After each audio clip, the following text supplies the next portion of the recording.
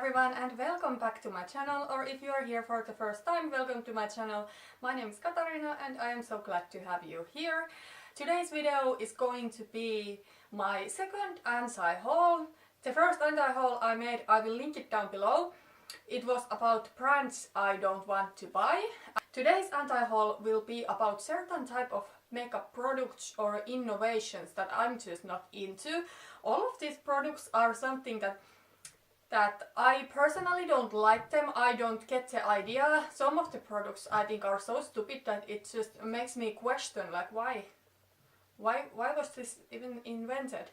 And some of the products are just not my personal preference. I don't have yet a new video editing program, so I'm editing with Windows Movie Maker for now. So every time I'm starting to talk about the product, I am putting the picture into screen, but unfortunately I cannot put the picture like here. And obviously these are just my personal opinions. You can buy whatever you want with your money. I will not spend my money on this kind of stuff. Okay, so the first thing I'm going to talk about is something that it's not my personal preference, but this might work out better for someone else. So I'm talking about cream face palettes. I find these to be extremely messy. I have had one cream blush palette from the Balm. It was the Balm How About Them Apples. I don't have it anymore and I think it was actually quite nice. The problem with cream face products like blushes and highlighters is that I like to set my face with powder. Even now that it's winter, I will get oily on tissue and I like to set my face with powder. I don't feel comfortable, you know, with not setting my face, and I just don't think that cream blushes and cream highlighters work so well. I have been thinking that I want to buy a cream contour stick, but you know, I need only one shade. I don't need a whole palette. There will be so many shades that I am not using. These products do expire much sooner than powder products. Cream concealer palette or even cream foundation palette. I mean, if you are not a makeup artist, why would you buy those? Because you will not be able to use all of the shades. I mean, e.l.f. does have some cream foundation palettes, and some of the shades in the foundation palette are with yellow undertones and some are with pink undertones.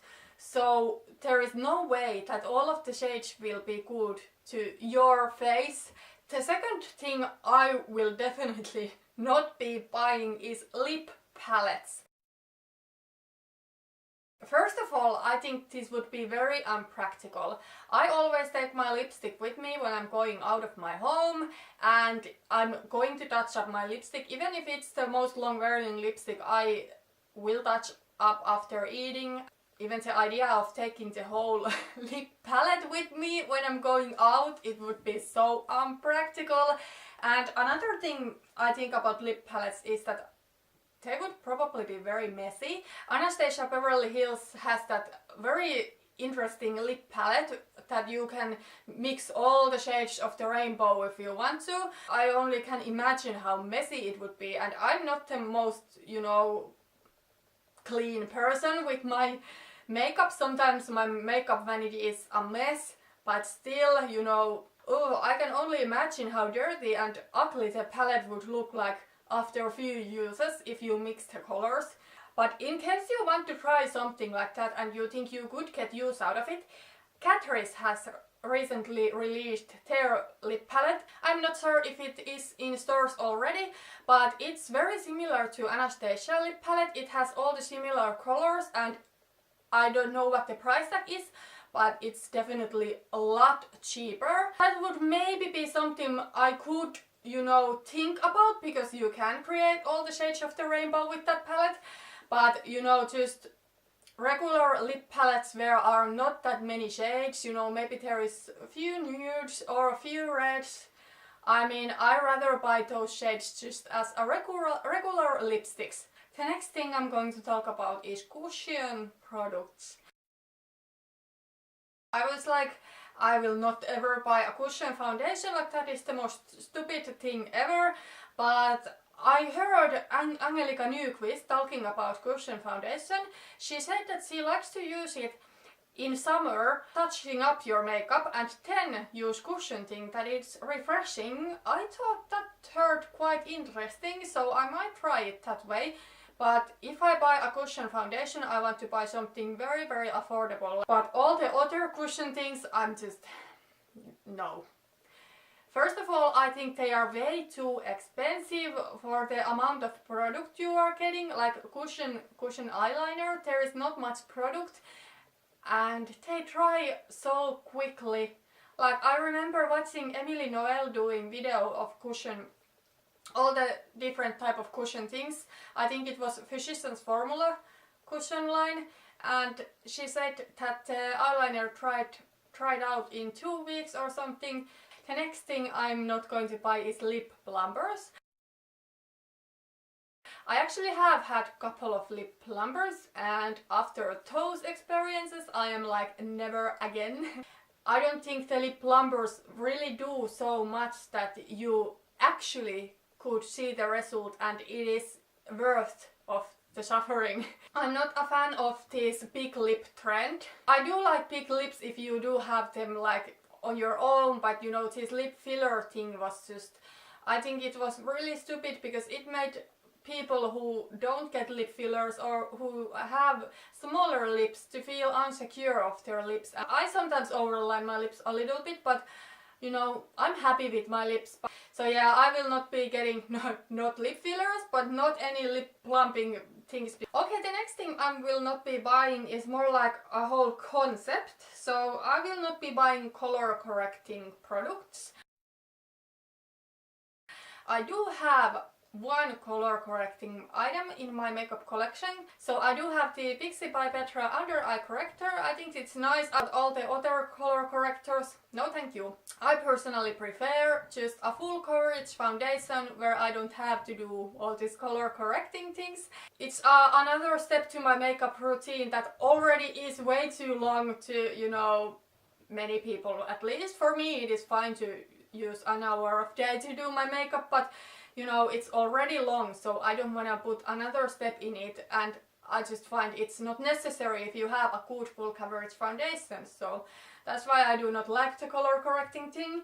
And there is one product in special that I just don't understand. I mean, I have never tried this. Maybe I should try one, but I don't understand how could this be, you know, good product. So I'm talking about powders that have many different shades in them, like lilac and green and yellow and peach, and you should put your brush in it and take the whole powder and, you know, so that the shades would mix to each other and then put it on your face. I mean, how could that work? Because the shades only neutralize each other. I don't know, maybe I should try some affordable color correcting powder like that, but it's just the idea sounds very weird to me. So if you have tried that kind of powder and you like it, please comment down below and let me know, like, does it really work? I think the color correcting train came and everybody was excited, and now it went and nobody likes to do it anymore. The next thing I will not be buying is lash primers. I have a couple of reasons why I do not buy lash primers. I have tried a couple of them. You put the lash primer on and you have this white weird coat on your lashes, and then it's much more difficult to, you know, get the lashes to be all black. You know, I just think it makes lashes look clumpy and ugly. No, that's not the look I want, so I do use false lashes all the time because I want my lashes to be big, but lash primer is no way you know, product that makes them look big and beautiful. The next thing I will be not buying is brush cleaners and brush wipes. You know, e.l.f. has some brush wipes and also the daily brush cleaner that you're supposed to spray to the brush. If I'm going to use a brush that I have already used, and I do this all the time, I'd rather swipe the brush to the, you know, color change pot. I don't have one, but I should maybe get one because I think that sounds interesting. But I usually have just a small towel where I'm, you know, wiping the brush so that the color gets off there. Because if I use a brush cleaner, that a wipe or spray, it will wet the brush. So I don't really understand it, because I don't want the brush cleansing product to get my product, so I should wait then that the brush gets dry. So this is just not something I would personally want to try. And this certainly is not something that you can deep cleanse your brushes with. Another thing I will be not buying is silicone type of sponges. I have seen so many videos of these type of sponges and none of them looks good when it comes to makeup application. The foundation just looks like it's not blending to the skin. It just looks like it's sitting there and it looks so gross, like waxy, and I really don't want to try that. And I do know that recently some YouTuber who had bought the silly sponge and tried it with foundation and didn't like it, uses it now with face masks and likes that. So yeah, that might work. If I had bought it when it came, I might try it with face masks. I didn't buy it then because I thought the idea was so stupid, and I most certainly am not going to buy it now because somebody says that it's nice with face masks. And the next thing I will not be buying is all these weird powder products. And I'm talking about the products where we are used to the cream or liquid formula, but now brands think that it's a good idea to do this type of products as powders. So Catrice and Essence had these weird powder or liquid lipsticks. I cannot even imagine how uncomfortable and how weird it feels when you have a powder in your lips. Essence also had this thing. I think they have discounted it, but I'm sure some other brands have this thing. So they did have this brow powder pen. If you don't have beautiful big feathery brows, I don't see how you're able to use that type of product, because it has a quite big, you know, applicator, and I do not know how the powder is supposed to go out. Like, this is just something I don't understand. I'm like, why? The next thing I will be not buying is matte lip glosses and sheer liquid lipsticks. If I want a sheer application, I'm going to use just a normal lipstick, or then I will be using a tinted lip balm. I really don't want a sheer formula on my lips to be matte. I don't think it looks very good. An example of these type of products are Essence has one matte lip gloss, and Colourpop has those ultra plotted lips. Like the plotted lips they have is just a normal looking lipstick and you put it on and it's sheer. Yes, that I could buy, but the ultra plotted lip where you have the liquid lipstick formula but it's sheer. No thank you, that doesn't look good on my opinion. The next thing I will be not buying is powder pearls. We all know those, you know, jars that have some powder pearls. They look beautiful, and I actually have had a powder pearl thing from Oriflame years back when I was not yet cruelty free. I had one, I think it was bronzer pearls, but you know, they didn't really work. No matter how much I put my brush in there, nothing will come off. I think that type of products are something that they are beautiful to look at, but they do not really work, so I will not be buying those.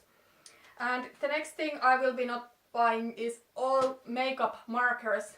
Except, you know, maybe I can buy a felt tip eyeliner, but all the other makeup markers. Essence does have some brow markers. They do have a brow marker that looks like this.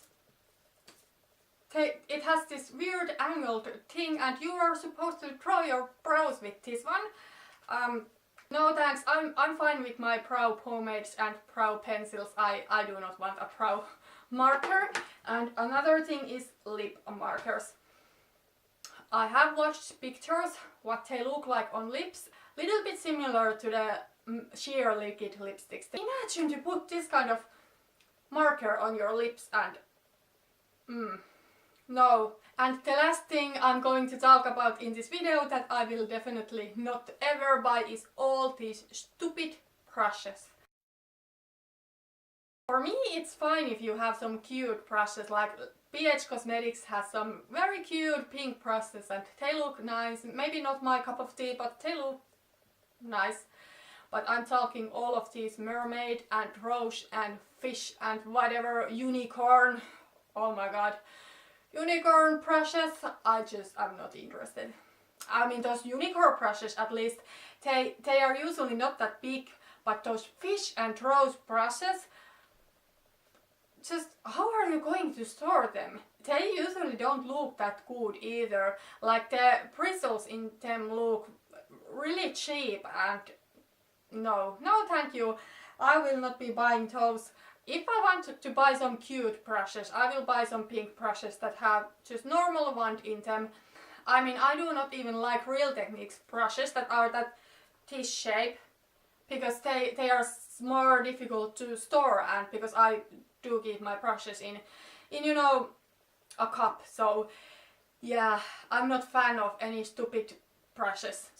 Okay, so this was my second anti-haul of all of these weird innovations that are not for me. Next time when I'm doing an anti-haul, I thought that I might do new releases. So these previous anti-hauls have been made more about, you know, old things that I'm not buying, but I really want to talk about some new releases also, because there are a lot of new releases that I'm not going to buy. Thank you so much for watching this video. Please give it a thumbs up if you liked it and subscribe if you want to see more anti-hauls maybe, or more of my videos. And comment down below what do you think about these innovations. If there is some product I talked about and you liked, please tell me, because I really want to know that if these are something that work. So that's all for today. See you in the next video. Bye bye.